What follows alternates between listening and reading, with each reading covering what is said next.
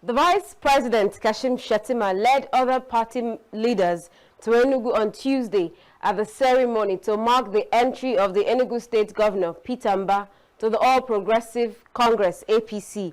Mba crossed over with key members of the People's Democratic Party in Enugu and members of his cabinet.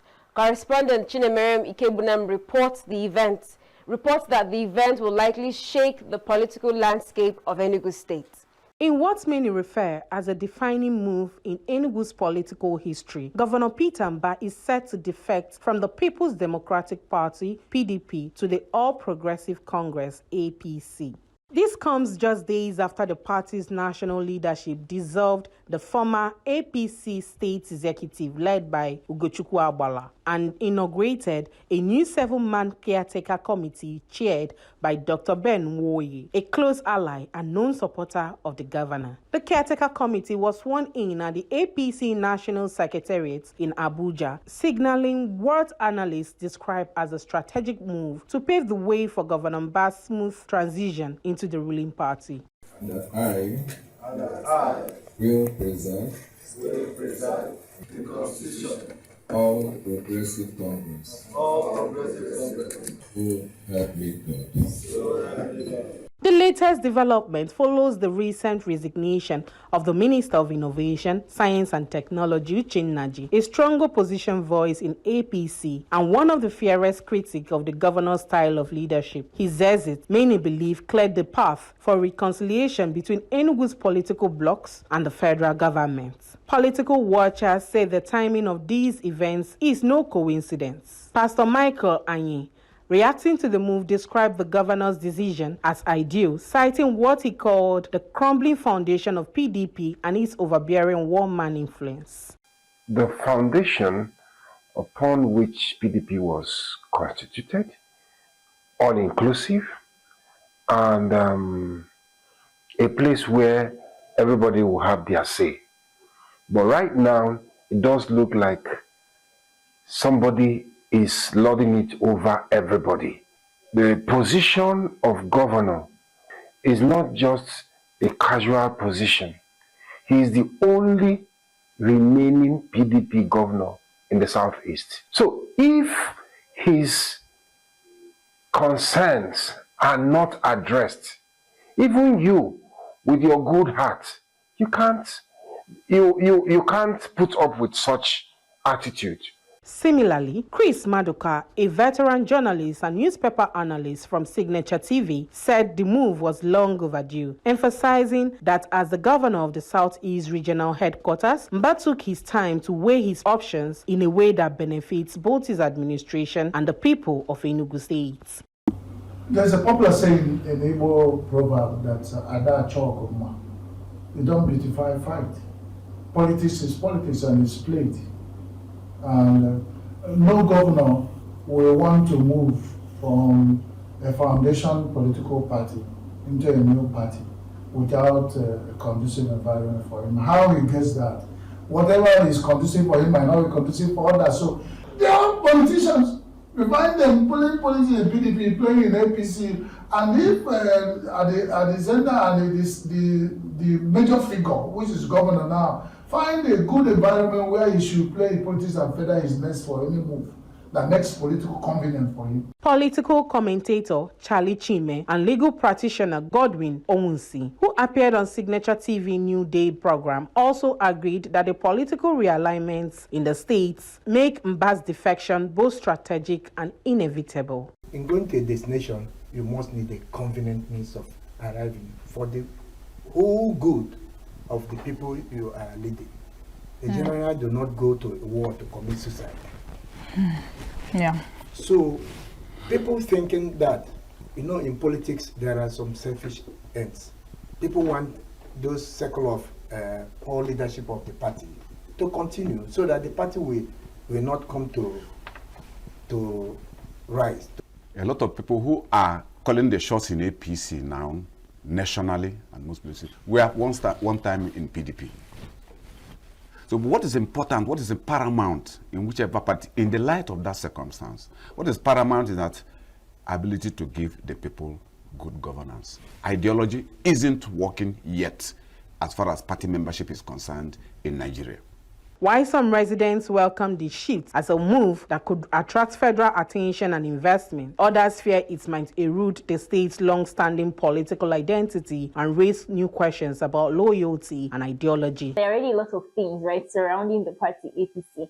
And I feel like even in other states, or even like, the president and all of that, if we're talking about the presidential level, right, APC is already the ruling party. And there are just a lot of backstories even concerning APC that I will not go into detail here. But I would say that even instead of APC, it would be better that he goes into Labour Party than APC. As long as he keeps being true to himself and keeps doing, because seeing all that he's been able to accomplish in times past, he has the right perspective of his responsibility. And so if he continues to do that, and then the party defect is not really a big issue. With the stage now set for October 14th, all eyes are on Enugu, where APC governors, party stalwarts, and the vice president are expected to officially receive Governor Peter Mbah into the ruling party in what could become one of the most symbolic political transitions in the Southeast. Whether this move marks a new beginning for Enugu or just another chapter for Nigeria's fluid political culture remains to be seen. But one thing is certain: the political map of Enugu is being redrawn, and the events could well define the state's direction for years to come. In Enugu, Chinemeremi Kebunam, Signature TV News. The governor of Enugu State, Peter Mbah, formally resigned his membership of the People's Democratic Party and declared for the All Progressive Congress, APC. Governor Mbah, who made the declaration at the Government House, Enugu, said the decision was a collective move following months of careful thought and soul-searching about the way forward. He said it was a collective move by the political family in Enugu State, comprising members of the National Assembly, members of the State House of Assembly, the State Executive Council, all the local government chairmen and councillors, as well as all political appointees and over 80% of party executives. When I declared that tomorrow is here, it struck a chord in your hearts. You put aside long-held skepticism and stood by us. Without that trust, the transformation we see today would not have happened. Let us pause for a moment and consider what this transformation looks like. This concerns our values, how we organize ourselves politically, and how we secure the future of our projects and our people. Mbah noted that after decades, after the Southeast, especially Enugu State, stood firmly behind the PDP, showing loyalty that shaped the party's success, the voices of the people were too often disregarded when it mattered most. This, he said, made it necessary for the state to seek affiliation where its interests and that of the region are represented in the form of fair partnership, saying that the people are not moving from a place of resentment or fear, but that of confidence in the future.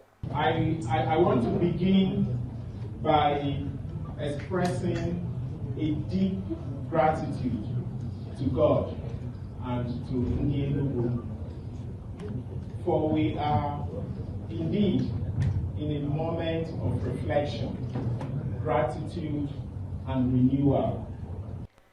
Mbah described President Bola Tinubu as not just a leader, but a partner in purpose, a man with the courage to look beyond today and make the tough choices that secure lasting prosperity for tomorrow. The Enugu State Governor, Peter Mbah, has now been officially received into the All Progressive Congress, APC, at the grand reception at the Michael Okpara Square. Mbah was also declared the leader of the APC in Enugu State. Correspondent Chinemeremi Kebunam, who was at the event, brought us the report. It was a grand convergence of political power and celebration as the Enugu State Governor, Dr. Peter Mbah, was officially received into the All Progressive Congress. The event drew top dignitaries from across Nigeria, including Vice President Kashim Shettima, Senate President Godswill Akpabio, and several APC governors, marking one of the most symbolic political realignments in recent times. At the iconic Okpara Square, thousands of APC supporters gathered under the bright Enugu sun to witness history unfold, the formal reception of Governor Peter Mbah into the All Progressive Congress.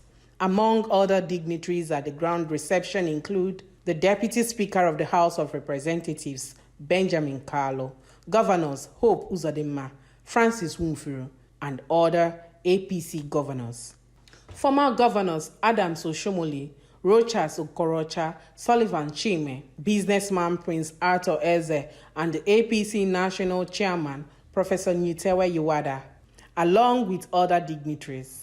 The entourage was led by the Vice President Kashim Shettima, who commended the industrial spirit of the Igbo people, describing them as the heartbeat and youth energy of the Nigerian nation. Shettima went further to affirm Governor Mbah's new political status, declaring him the official leader of the APC in Enugu State. The governor of Ebonyi State, Francis Nwufuru, in his goodwill message, urged Governor Mbah to carry all party members along, reminding him that politics remains a game of interest and inclusion. To be with you, to support you, and I want to beg you, Your Excellency, to carry all the old APC members along. Carry them along. Forgive those that wrong you. This is politics. It's a game of interest. It's a game of interest. Former APC National Chairman Adams Oshomole described Mbah's defection as an ideal and strategic move, commending his developmental strides that have resonated across Southeast region. You have played a leading role in the politics, economy, and social transformation of Nigeria. When the heart had joined the body, then we are complete. I told my brothers, I said, we get no good now with APC. What is left? It remains for me to appreciate a young man who is showing that he's not just that he's young, he's resourceful. That is the governor of Enugu State, Dr. Peter Mbah.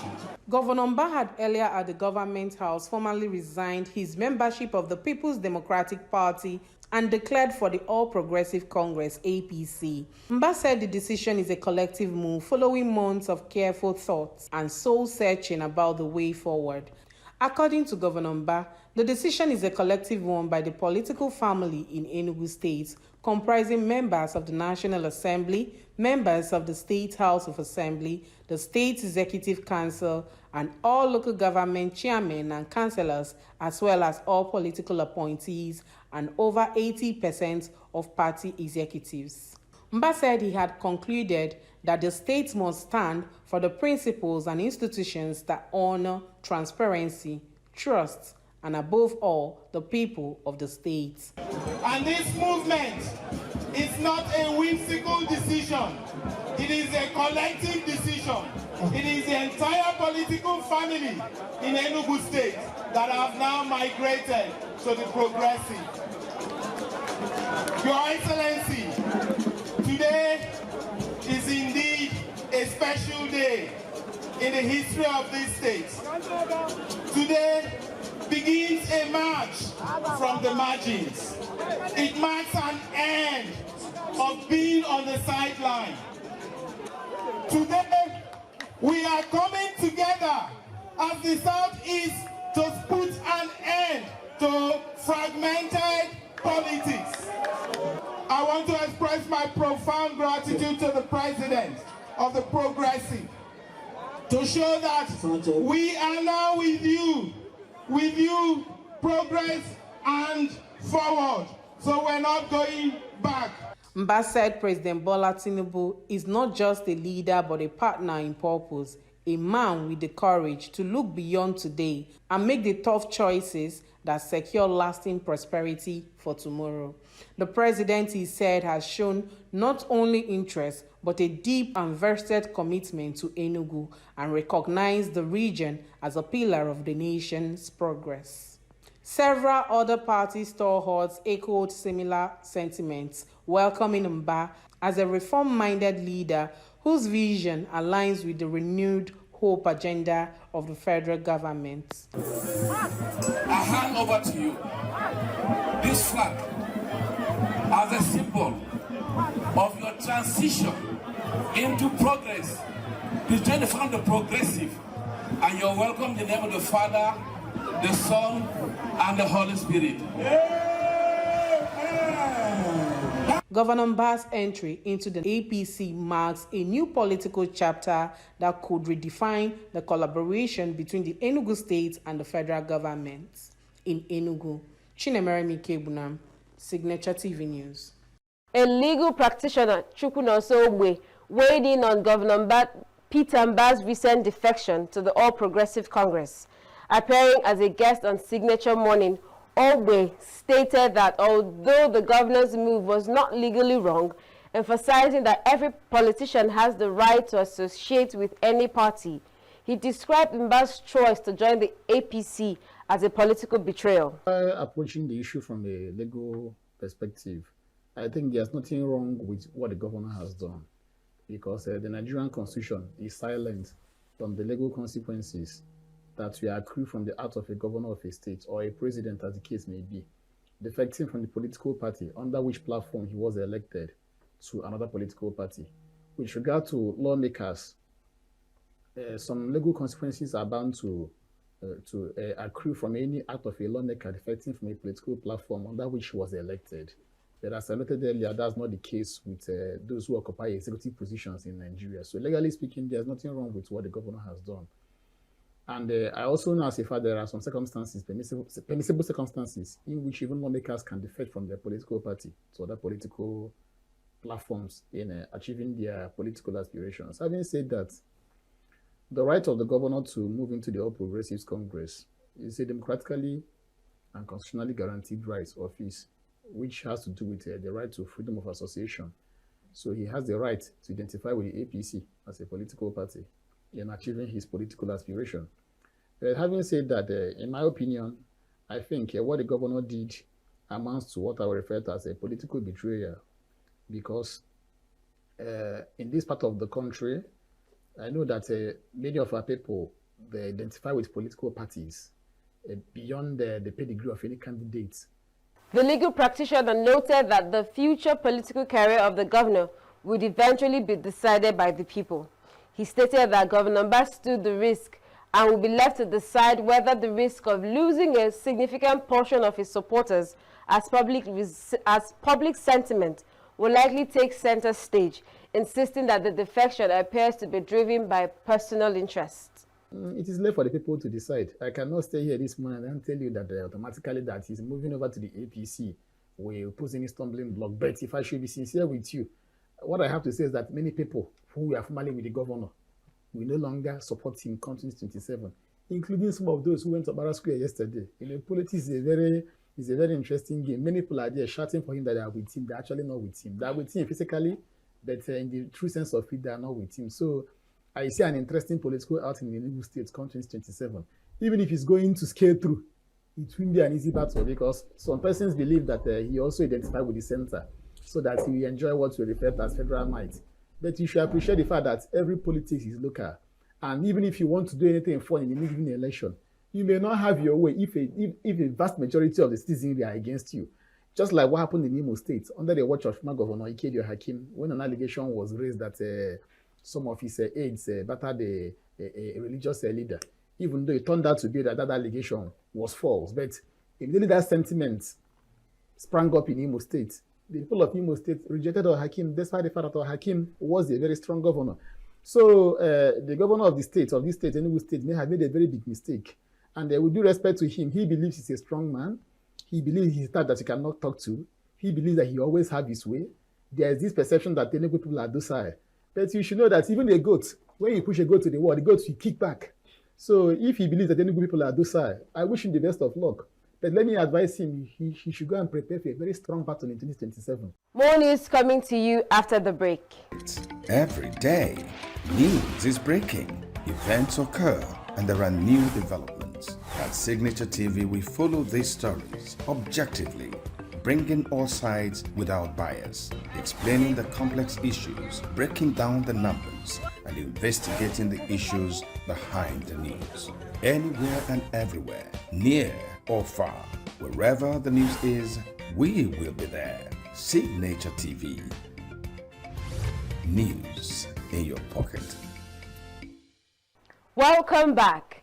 An Enugu-based television personality and presenter, Chigi Chiagaram, is gearing up to challenge the Guinness World Record for the longest interview conducted within 12 hours.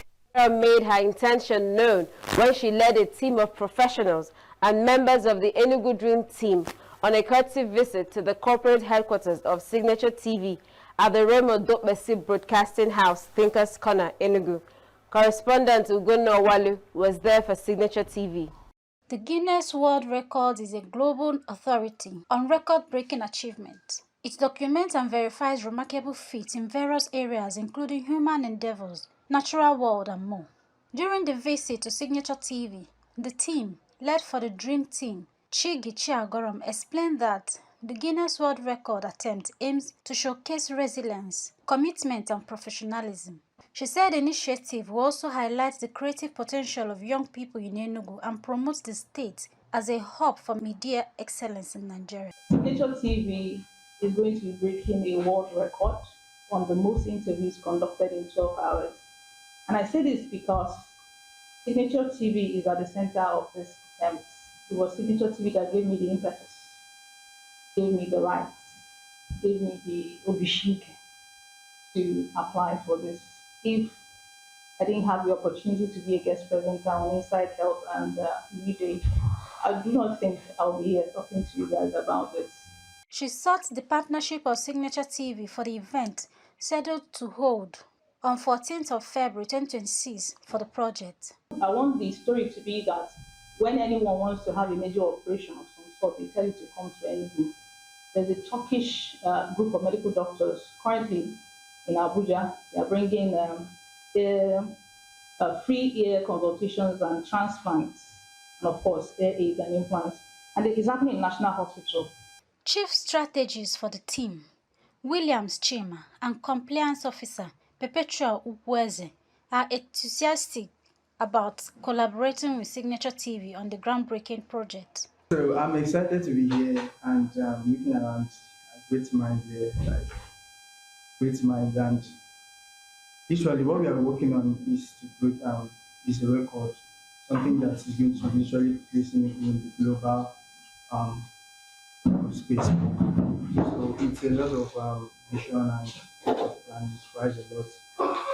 We are working. One thing is our plan is that we are very good in finishing a project even before getting handed it, which is why we are here. I met her in my next state, and it was an instrument that the God used to uphold me to this moment. And I'm not going to forget her in a hurry. So thank you so much for all of you welcoming us with this dream of ours. My gratitude goes to the President in a special way for this reliable and unshakable promise he gave us. Honestly, our legs are very, very rooted in ground, firm, and I believe together we are going to achieve this dream. The President and Chief Executive Officer of Signature TV, V. Martin Obiorilo, said the organization is pleased to partner with the group, saying their dream aligns fully with the philosophy of the organization to give voice to Enugu State and the Southeast. He assured of the full support of the station for the upcoming Guinness World Record event. And we're excited that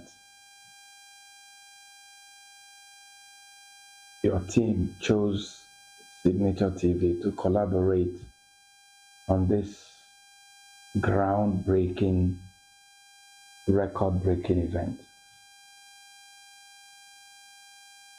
So we say thank you. Fortunately, Chigi is a member of our family. But I've also discovered that Chigi is a restless soul. She just wants, every new day she has something new. And my anger is that She doesn't just keep herself on her toes. He drags other people, whether they like it or not. You know. But I like that spirit because that's the spirit of progress, and that kind of spirit makes history. The visit featured discussions on logistics, technical support, and audience engagement for the upcoming challenge, which promises to be an exciting event that will push the boundaries of broadcasting and entertainment in Enugu. In Enugu, Ugonne Owalu, Signature TV News. The Joint National Association of Persons with Disabilities in Anambra State has expressed satisfaction with efforts by the Independent National Electoral Commission to ensure that persons with disabilities participate fully in the electoral process. During its quarterly meeting at St. Matthew's Catholic Church, Amobe in Oka South local government area, the group expressed its readiness to participate in the November 8th governorship election in the state. Correspondent Lawrence Wimo has the details. October of every year is Breast Cancer Awareness Month. By United Nations figures, breast cancer affects over 2.3 million women every year. In Nigeria, breast cancer is the most common cancer among Nigerian women, making up about 25% of new cancer cases. It is also the leading cause of death in women from cancer-related health challenges, especially when detected late. For this reason, the Education, Social and Health Mission MESH addressed married women in Abuja to draw attention to common risk factors, the treatment and prevention of breast cancer. We are here in the under Islamia in Kubwa. We've been under one all in Kubwa community as part of our community awareness, cancer community awareness. What we did is to bring the cancer education close to the women. They've been taught how to examine themselves, how to notice the little signs in their body, what we to do for them, so that if there's anything, they can catch it as early as possible. As we all know that prevention is far more better than cure. So the women today, they have been taught a lot about breast cancer and cervical cancer.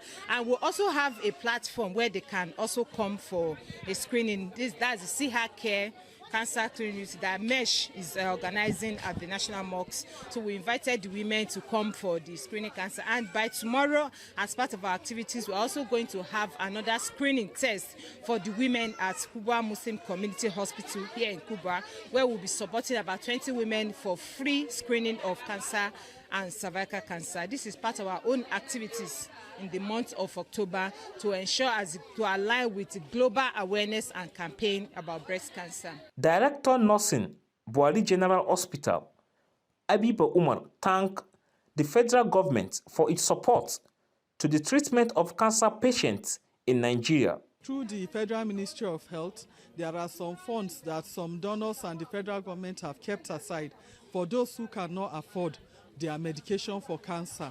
Once we identify them, we collaborate with those people from Federal Ministry of Health to see how they can access those free drugs from our tertiary institution, especially the National Hospital Abuja. Some are at subsidized rate, while some are free.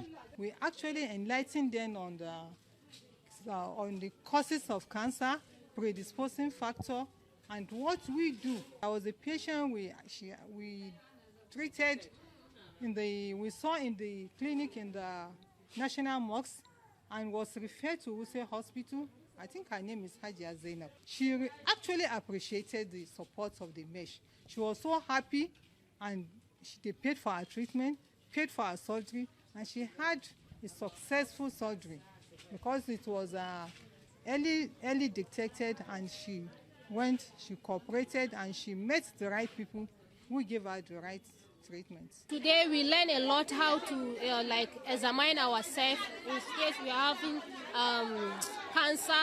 We really learn a lot today. We really appreciate you, and for the gift you've given us, we really appreciate. We wish you safe and journey back to your destination. The federal government has commissioned 3 advanced oncology centers in Katsina, Enugu, and Benin as part of a broader push to expand cancer care infrastructure, make the treatment affordable and accessible to Nigerians. In Abuja, Nasiru Usman for Signature TV. The dream of turning farmlands in Enugu State into fortunes is fast becoming a reality, as Enugu State joined the international community in marking the World Food Day. The state government says it is laying a strong foundation for agriculture to contribute 40% to its projected $30 billion economy by 2031.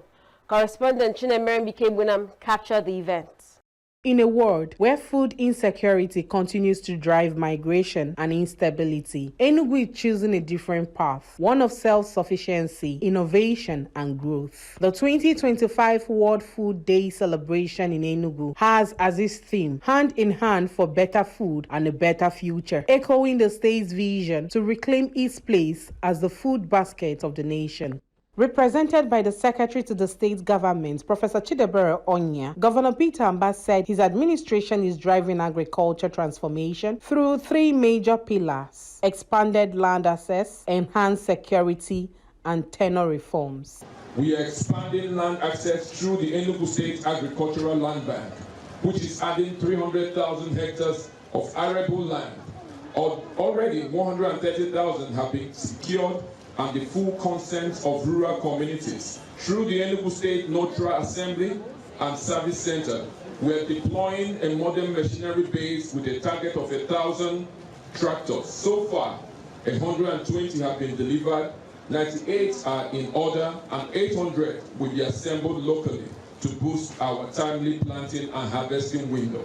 Across all 260 wards, we are rolling out farm estates that provide cleared land, improved seedling, mechanization, extension services, and guaranteed market access via the Enugu State Marketing Company. By clustering farmers into cooperatives, we are helping them access finance, strengthen governance, and deepen their role in the value chains. He also emphasized the establishment of farm estates across all 260 wards, providing cleared land, improved seedlings, mechanization, and guaranteed market access. The Commissioner for Agriculture and Agro-Industrialization, Dr. Patrick Ubru, reaffirmed the state's commitment to food sufficiency in the state. And population has increased. Particularly Enugu State population has increased. So relying on 115,000 hectares of land will just be a child's play. So the vision for expanding the land was part of the strategy in ensuring, yes, that we expand our production and take our pride of place as in Enugu, as the central epicenter of this eastern region, as the food basket of Nigeria. And assembling of the 800 tractors, we create jobs for our youth and our women. There is a chronological plan to make sure that not only that we produce for ourselves, that we also become food baskets of Nigeria. Participants from the private sector, academia, and partnership institutions, including the University of Nigeria and the Enugu State University of Science and Technology, pledged deeper investment in agriculture research, youth training, and technology-driven farming. Our intention is to contribute to the economy of not just Enugu State, but the whole country. The agro-business world will impact positively to the economy of the agro-business world. Government providing leadership, farmers and entrepreneurs driving innovation. The institution like ours, the University of Nigeria, supporting through research, technology development, and knowledge transfer. We affirm our commitment to strengthening agri-innovations, youth empowerment, and community partnership that drive sustainable food systems in Enugu and beyond. As the occasion of World Food Day, which the team is already known by us, is bringing a lot of dividend of democracy through you in our own university. You have approved that team from Texas will be paying courtesy call to you that have arrived the state of over $150 million project agricultural integrated farm activities. We in Enugu State University of Science and Technology is carefully following the suit and the innovative idea you have brought to the state. The colorful event also featured exhibition of local produce and cultural performances that celebrated Enugu's rich agricultural heritage.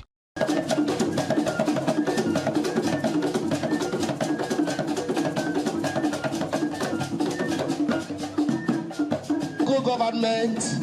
I'm an Kano West local government in Okwazia. With over 70% of the population employed in agriculture, the vision of Enugu is to grow what it eats and export the rest to the outside world. In Enugu, Chinemere Mikebuna, Signature TV News. In the world challenged by conflict and divisions, the call for peace is becoming even louder. At Godfrey Okoye University, Enugu, scholars, leaders, and students came together to the 2025 Sister Professor Mary Gloria Njoku Peace Conference, a forum dedicated to promoting peace through dialogue, education, and community action. Correspondent Christopher Laley said the event featured inspiring speeches, goodwill messages, and the recognition of individuals who are committed to building a more peaceful society. In a time of turbulence, tumult, and uncertainty, it is critical for everyone to take concrete action to mobilize for peace.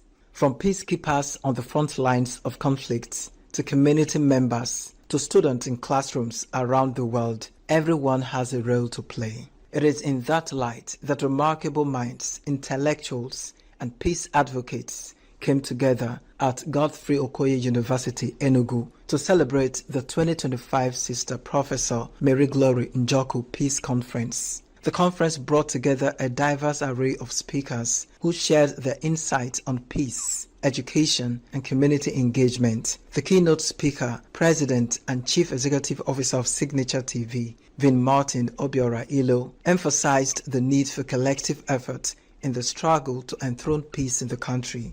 Ilo enjoined students and the entire youth population to partner with their parents, teachers, and lecturers to ensure lasting peace everywhere they find themselves. Your parents, your teachers can teach you the best courses, the best way to behave.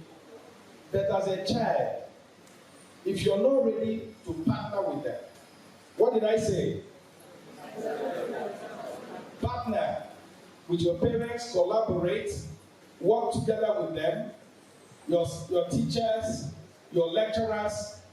You're not going to ever make any progress in life.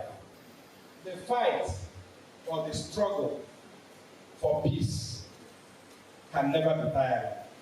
Don't ever get tired of looking for peace. Don't ever get tired of running away from war. Don't ever get tired of being nice to people. Also speaking at the conference, a legal practitioner, Nena Anoze, said it is not enough to have laws on paper without proper implementation. She called on the youth to seek help and not stay quiet when they face abuse. To build a just and inclusive society, advocacy must lead to institutional transformation. It's not enough to have good laws on paper. We must ensure they are implemented. And a lot of that, you don't need to keep quiet. You have organizations fighting for you. We collaborate with the Ministry of Children, Gender Affairs and Social Development. We have collaboration with other relevant CSOs that can come to your aid. Even the Nigerian police, we are all working together to ensure that we have a free and fair and safe environment where everybody will live peacefully. The Chief Executive Officer of the West Africa Broadcast Media Academy, Dr. Ike Okere, talked about a partnership between his academy and Godfrey Okoye University. The West Africa Broadcast and Media Academy, WABMA, is a major partner of the Godfrey Okoye University. We've been partnering with the university for about all our corporate existence. And this partnership is translating into the scholarship awards that we have endowed. We've endowed this scholarship called Reverend Father Christian Aneke Wabma Wyatt Scholarship. One of the speakers at the conference and general manager of Rangers Football Club, Amobi Ezaku, shared his thoughts about the peace conference. Yeah, it's a timely conference, particularly when you consider how the world is moving. There is no better time to talk about the concept of peace. One of the highlights of the conference was the recognition of some teachers for their contribution to the peace building. One of the recipients and registrar of Godfrey Okoye University, Dr. Mrs. P.C.K., shared her experience at the conference. My name is Peace. Yes. I came for a peace conference and I received a peace award on my birthday. I feel elated. I feel honored. I feel I am blessed today to have this honor and this award. And it might interest you to know that I wasn't even aware that this award will be given today. I didn't see it coming. It was more like a surprise to me, but I see it as a means to be more dedicated, because the purpose of giving that award because we have initiated peace in different areas, in different sections in the school, in the university. So I appreciate those behind it who thought it well to give me this award. Chairman of the organizing committee of the Peace Conference, Chidebere Chukwu, who said the Peace Conference started over 12 years ago, gave the reason for the choice of the theme for this year. It's youth action in a changing world. So the reason we chose that also is we need to understand that we are in a world, like the speaker said, the keynote speaker said, the world of AI, ChatGPT, a lot of going on online and all that. So we needed to know what actions they are going to be taking in this, to be part of this ever-changing world. So that was why we came up with this. So the Peace Conference started in 2011 with Reverend Sister Professor Mary Gloria Njoku, who is now late. She died 2018. After the 2018 Peace Conference, she came back for that conference, and after a few days after she died. So we decided to continue it, since it's also a foundation she set up in Godfrey Okoye University. So this is the 13th edition. The 2025 Sister Professor Mary Glory Njoku Peace Conference serves as a reminder that dialogue and unity are essential ingredients for progress. In Enugu, Christopher Lele, Signature TV News. Next is foreign news. Every day, news is breaking, events occur, and there are new developments. At Signature TV, we follow these stories objectively, bringing all sides without bias, explaining the complex issues, breaking down the numbers, and investigating the issues behind the news. Anywhere and everywhere, near or far, wherever the news is, we will be there. Signature TV. News in your pocket. The war in Gaza has ended, and the Middle East would normalize, U.S. President Donald Trump said on Sunday as he flew to Israel to await the release of Israeli hostages by Hamas, as world leaders were to gather to discuss the next steps toward peace. I think people are, a lot of reasons why it's going to hold, but I think people are tired of it. It's been centuries, okay? Not just recent, it's been centuries. I think people are tired of it. Yeah, the ceasefire is going to hold, and we're a good, strong force. I don't think it's going to have a big impact, because I think barely we're going to have to use it. I think people are going to behave.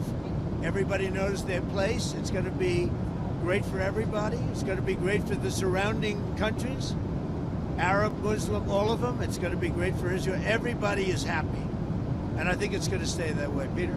Israeli prison services and forces around the prison prepared for the release of Palestinian prisoners at the early hours of Monday morning in southern Israel at Keziot and Opheh in the West Bank.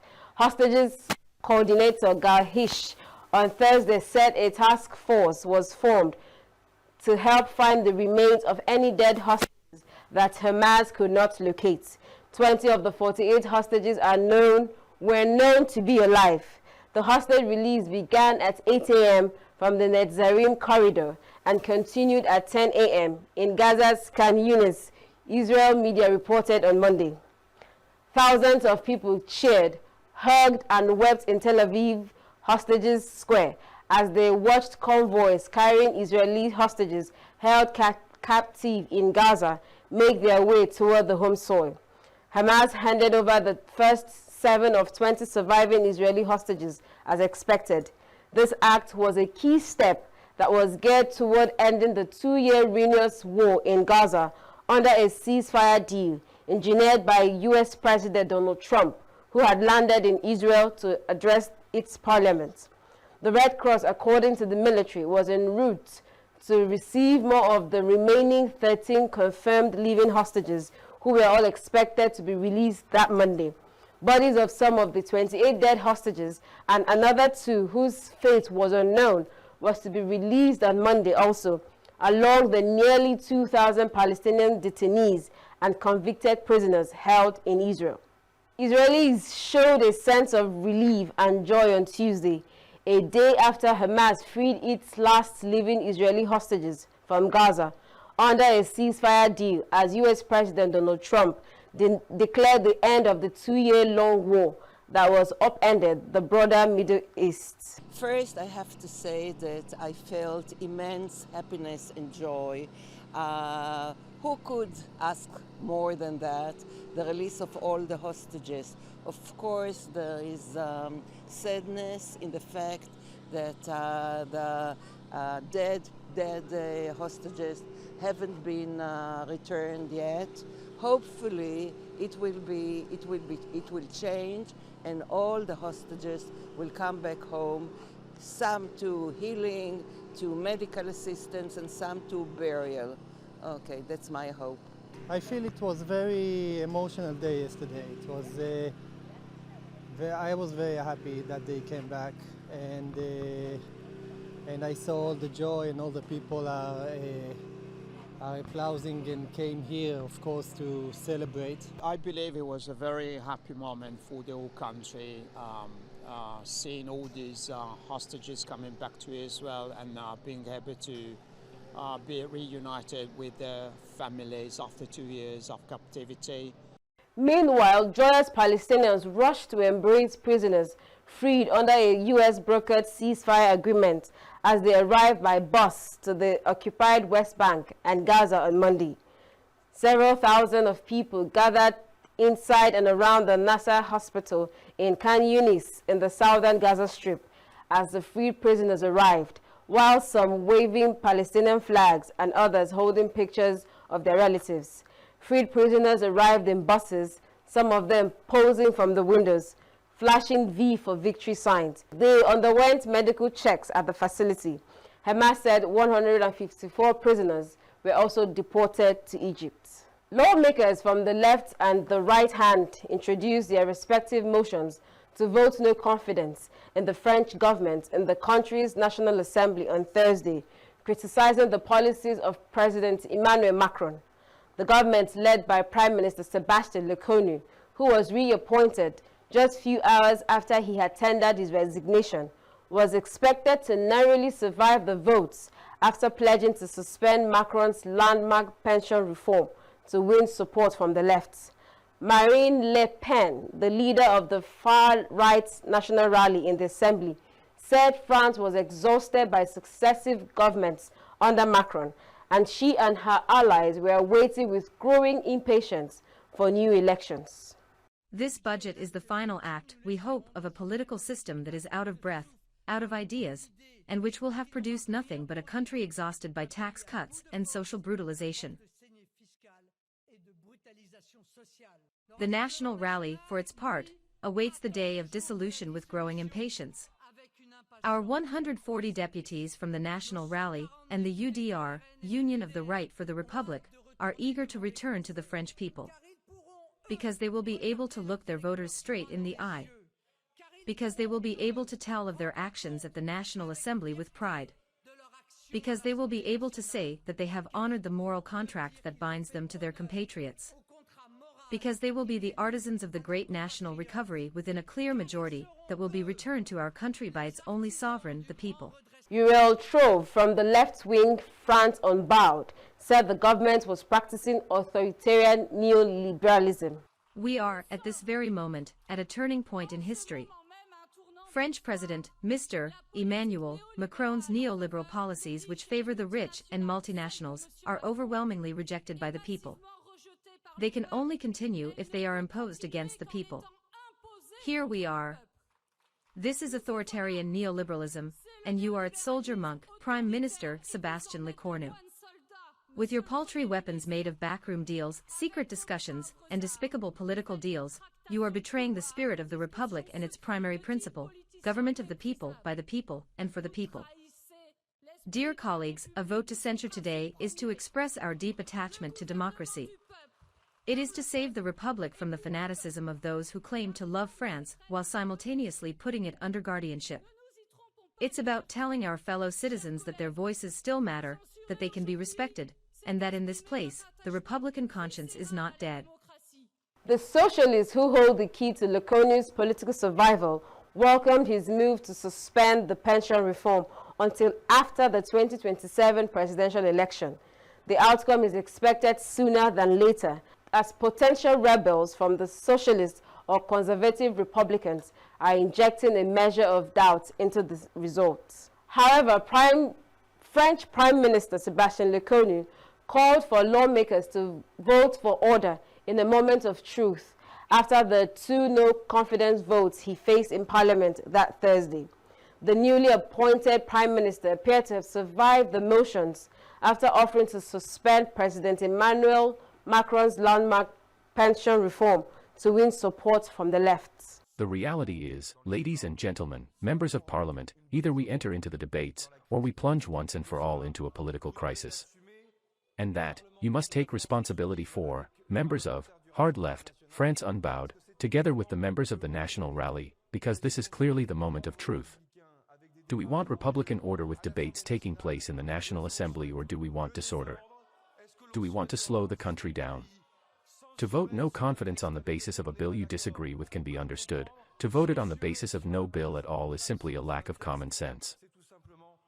You cannot say that this government, Ms. Le Pen, is afraid of the people, because in a few moments, either the National Assembly will have voted no confidence in it, or the National Assembly will have confirmed it.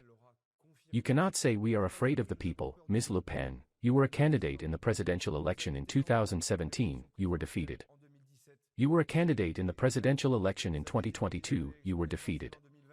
There were early legislative elections, which your political group requested by calling for dissolution. You did not obtain an absolute majority. And what I am saying, Madame Le Pen, with respect, is precisely that no one obtained an absolute majority, and that today a government stands before you, supported, and we will see in a few moments whether or not, by a sufficiently large base of deputies to remain in office or not. Lecornu, already France's shortest-serving prime minister in modern times, before he was reappointed last week, had faced the prospect of an even shorter second stint in office until he made the pensions reforms concession during the week. Despite Lecornu's offer to mothball the reform until after the 2027 presidential election, the result is expected to be close, with potential rebels from the socialists or conservative Republicans injecting a measure of doubt into the result. And that's it on the show for this week. I am Princess Ken Ochema. Thanks for watching and see you next week.